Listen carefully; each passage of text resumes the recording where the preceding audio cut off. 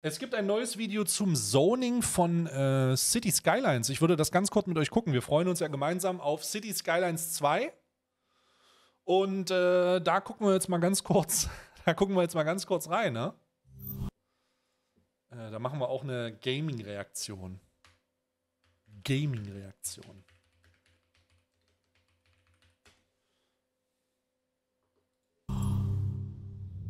Okay, let's talk about zoning. Cities Skylines 2 kommt, glaube ich, am 24. Oktober. We have the familiar tools returning, which are the fill tool, which fills the entire continuous zone with the selected zone type. Okay, das kennt man auf Cities Skylines 1. Then we have the marquee tool where you can select these rectangular areas and just plop a little zone there. And you can also have the paint tool, which you can use to basically paint cell by cell to make the zones exactly the way you want. Compared to CS1, in CS2, the dezoning tool is added to your mouse, and it's the right click on your mouse, so it's not a separate tool anymore. Oh, okay. Dezoning über einen Right-Click, das macht's einfacher. And you can even zone over existing zones. Was mich ja interessiert, ist das Zoning immer noch in Teilgrößen. Es gibt ja so Zonen, die muss man in einer bestimmten Größe machen, damit das Maximalgebäude rauskommt. At release in Cities Skylines will feature two architectural styles, North American and European. These styles include zoned buildings, service vehicles, road markings, and roadside props.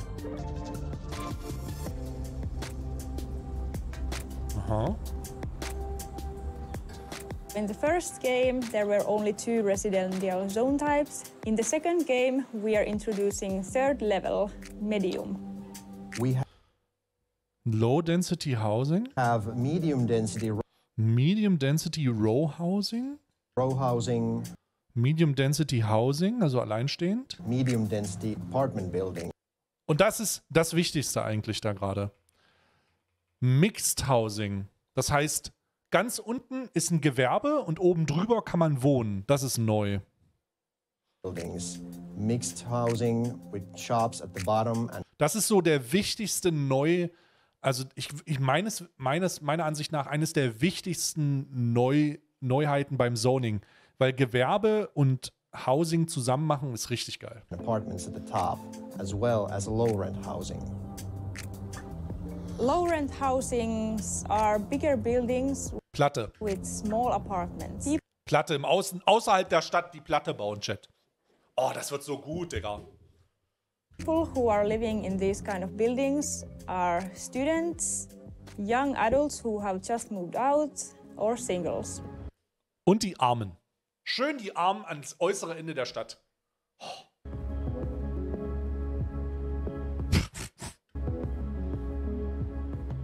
Mixed housing is a new zone type in Cities Skylines 2.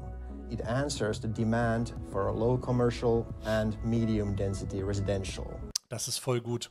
These apartments are good for saving space because they have both the shops and the apartments. The shop at the bottom of the building pays rent, so the residents of the building doesn't have to pay that much.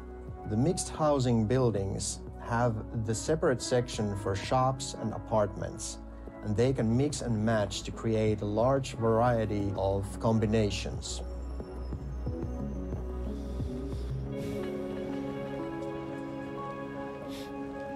The zoned industry has 2 categories of buildings. Most of the buildings are manufacturing companies, but there are also warehouses where these companies can store their produced goods before they are sent further into the commercial sector or other manufacturing companies or outside connections. In Cities Skylines 2, we have overhauled and improved on the zoning demand calculations. We have great tools. Digga, Overhauled and improved on das war aber auch wirklich eine zoning demand calculation. Ich dachte gerade, was ist das denn für eine Zusammenführung? Ich sehe schon diesen Haken und denke mir, what the fuck? We have great tools for you to understand how to zone better. The system is now more complex, but not complicated. The game has a new feature called City Specialization Bonus. City Specialization Bonus. This means that companies working on same materials and producing similar goods, when placed in close proximity, these companies gain an increase in efficiency, which in turn increases their productivity and profit. In Cities Skylines 2, land value system has been overhauled. This time, it's the citizens and companies that decide which areas are desirable in your city. And it is your job to provide them with the services and opportunities they need to live prosperous lives. Oh, das ist ja krass. Das heißt, die Leute, die vor Ort wohnen, entscheiden darüber, ob der Land Value high ist oder nicht, also nach Demand wahrscheinlich. Das heißt, du kannst nicht mehr in Cities Skylines 1 ist es ja so, du platzierst die Bäume, Parks und dann wird der Land Value high. Aber jetzt ist es andersrum. Der Land Value geht nach oben und du musst die Leute zufriedenstellen, weil sie ja mehr Ansprüche haben. The zoning tool also introduces zoning overlay. This includes information for the different zone types, where to zone them and which places are not maybe the best places for them to be in.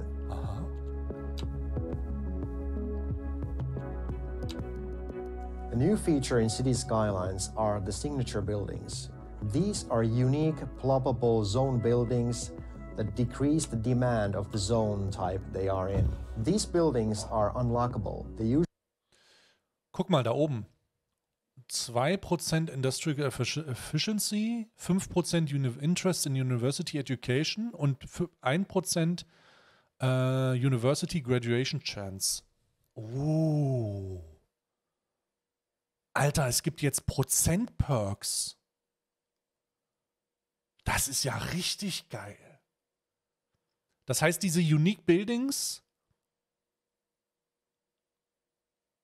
haben einen direkten Einfluss drauf. Es macht auch Sinn, sie zu bauen. Das ist geil. Citywide.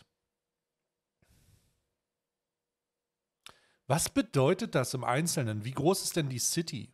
Usually have 2 to 3 different. Wahrscheinlich einfach nur nicht Spiele. Also die wollen einfach nur klar machen, dass es nicht... Alter, was zur Hölle ist denn hier gebaut worden, Digga?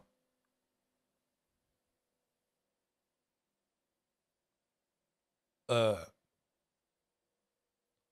ist ja eine Katastrophe.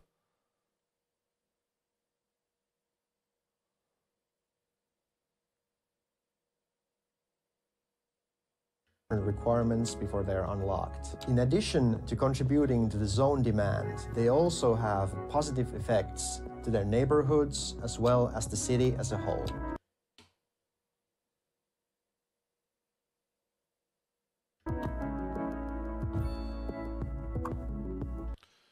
+4 well-being within 1 kilometer.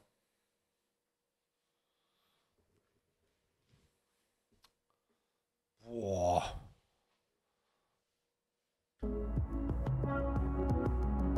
Oh, guck dir mal den riesigen Bergbaubagger an.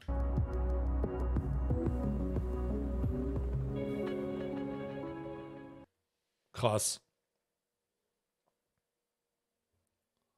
Das ist krass.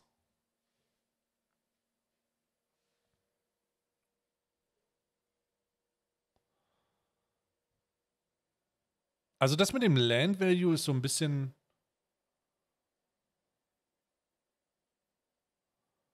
Ist so ein bisschen das Neue, was ich noch nicht wusste.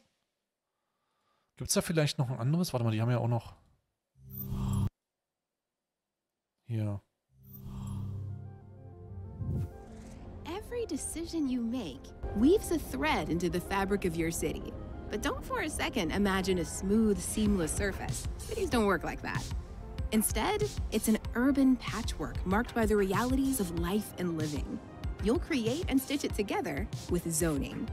Zoning lets you decide where people live and work. You create these residential, commercial, and industrial zones with zoning tools. They work in a couple of different ways. click and drag over cells on the map to zone large rectangular areas. Zone all adjacent cells with one click. Or get granular, zoning a neighborhood cell by cell. When you establish a city, you choose a map. The map's theme dictates if your city's buildings will have a North American or European architectural style. You can now use zoning tools to mix it up. Go on, sprinkle a little North American flair into your European city, or vice versa. Okay, you know how zoning tools work, but what can you zone? Well, let's start with residential zones. The places and spaces where citizens relax with friends, raise families, and rest their heads night after night. There are now 6 residential zone types. 2 will be familiar: low-density housing, detached houses for single families, and high-density housing, tall towers packed with residents. New zoning types include medium-density row housing. Das ist geil. Das sieht auch richtig, richtig cool aus. And medium-density apartment buildings. Oh mein Gott, yes. There's low-rent housing now, too. Huge apartment buildings with tiny apartments. Finally, there's mixed housing. Here, residents live in apartments above ground-floor shops. Mixed housing at Ich hoffe, dass das so gut integriert ist, dass man endlich diese Mischung und diese Balance aus Gewerbeeinheit und Wohneinheit richtig hinbekommt. Denn man struggelt da immer so ein bisschen. Weil die ja auch Arbeitsplätze sind, aber die brauchen Güter, also mal gucken. adds next-level realism because homes and shops rub elbows like most real-world city centers. Das sieht schon echt gut aus. Ready to talk business? Subskription You'll von create Dex. dedicated commercial Dex, danke dir. zones where companies sell the locally produced and imported goods people need and want. Your commercial zones are also where citizens and tourists eat out, catch the latest blockbuster, and dance until dawn. You'll establish industrial zones with factories, workshops, and warehouses where businesses can store goods ready for distribution or export. You'll also Die sind so riesig, ne? develop office zones. Here you'll find small, low-density buildings with only a few businesses in operation. You'll also get the glittering, high-density towers Krass. that define your city's silhouette in the sky. Growing your city and zoning go hand in hand. Here's an example. You zone residential areas that boost the population, and with it, the demand for jobs. You respond by creating an industrial zone. What? Holy shit. Habt ihr das gesehen? Respond by creating an industrial zone with factories Der hat das per Drag and Drop, der hat das größer gezogen. Oh mein Gott, das ist neu. where people get to work. Now, these factories produce goods, but they won't stay in business long without somewhere to sell them. You solve that problem by expanding commercial zones. You see? Each zone helps create the momentum you need to realize the city of your dreams. And it wouldn't be the city of your dreams without signature buildings. These are unique residential, commercial, industrial, and office buildings that you unlock as your city expands. They're free to build, and you can plop them anywhere. Plop.